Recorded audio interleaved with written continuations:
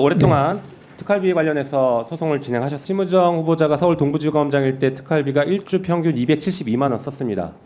어디다 썼는지 모르겠어요. 썼어요. 그런데 2021년 추석 이때 일주일 동안 1,160만 원, 약 4.2배 씁니다. 그리고 2022년 설날 일주 동안 1,350만 원, 약 5배 씁니다. 그리고 2021년 연말에는 636만 원으로 2.3배를 쓰고 있습니다.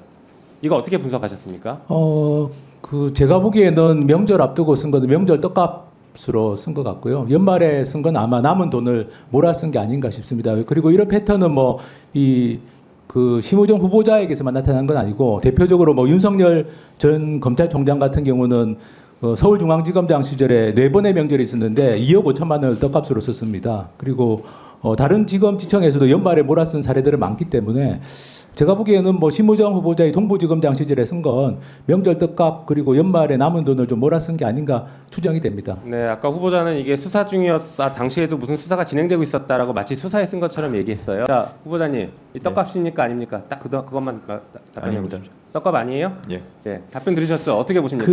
기획재정부 지침에 따르면 특수활동비는 필요한 때 특수활동을 실제 수행하는 자에게 지급하도록 되어 있습니다. 그러면 명절을 앞두고 갑자기 특수활동이 집중될 리가 없고, 그리고 예를 들면 1,350만 원을 쓴 2022년 1월 같은 경우는 28명에게 이렇게 특활비가 지급된 걸로 나오는데, 사실 28명에게 그렇게 동부지검에서 갑자기 28명이 특수활동을 실제 수행했을 리가 명절을 앞두고 그럴 리는 없다고 생각해서 저는 솔직하게 그냥 명절 떡값으로 썼다라고 인정하시는 게 좀 좋지 않을까, 국민들에 대한 예의가 아닐까 싶습니다. 그다음에 임선웅 기자님 잠시 나오시겠습니까? 네, 기자님도 오랫동안 특활비 문제를 취재를 하셨는데 심우정 후보자를 비롯해서 특활비의 문제점들을 누구보다 잘 알고 계실 것 같습니다. 네. 그 문제점 짧게 말씀 주시고, 특히 심우정 후보자가 법무부 차관 시절에 법무장관 특활비 비공개 처리했던 적이 있었다라는 얘기가 있는데 거기에 대해서 좀 말씀 주시면 좋을 것 같습니다. 네.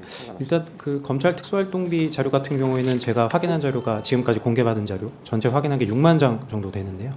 6만 장 중에서 집행 내역을 좀 구체적으로 가리지 않은, 검찰에서 실수로 가리지 않은 자료가 한 0.2%, 한 100장 정도가 됩니다. 100장은 이제 특수활동비를 어디다 좀 썼는지 구체적으로 알 수 있는 증거들이죠. 직접적인 증거들인데, 이를 보면은 사실 특수활동에 썼다고 보기 어려운 것들이 대다수입니다. 이를테면 파리바게뜨 한정판 헬로윈 케이크를 샀다든지, 스타벅스에서 음료를 사고 상품을 받기 위한 프리퀀시를 적립했다든지, 공기청정기 대여비로 썼다든지, 아니면 검사들하고 가서 이제 한우나 염소고기 이런 회식을 했다든지, 그러니까 그야말로 이 각양각색의 오남용 사례가 나오고 있고요.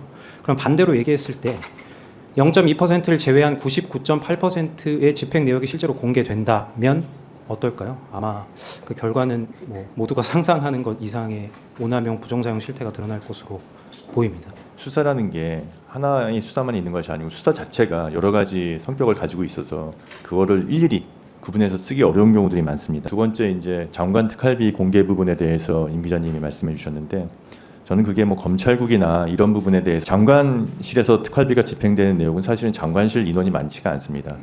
지난 정부에서 장관실 특활비 집행 내역이 공개되는 것도 마찬가지로 모든 기준과 원칙과 동일하게 편성 집행 목적이나 수령자가 특정될 수 있는 내용은 정보공개 판결의 취지상 공개돼서는 안 된다는 그냥 그런 원칙과 기준에 따라서 저는 지시를 했을 뿐입니다.